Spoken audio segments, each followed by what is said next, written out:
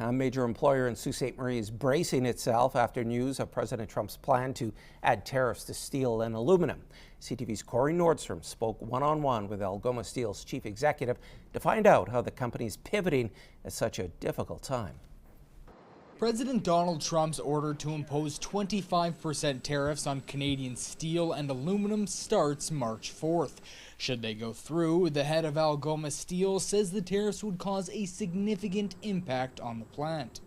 Almost half of our volume, which goes to the United States, which we now have to take a very close look at because for some of that volume, it may not make sense for us to continue to service those customers for as long as the tariffs are in place.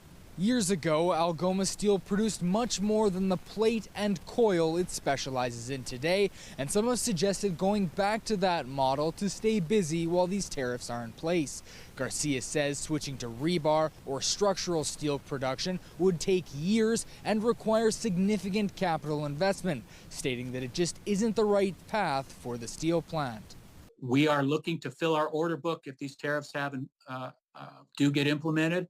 If we can't do that, we will have to slow down. We can't just keep making steel if nobody is buying it. Once the tariffs were announced, Garcia says they saw an increase in Canadian customers. And being the only Canadian-owned and independent steelmaker, as well as the country's lone discrete plate mill, Garcia hopes the government fights back hard against the American tariffs.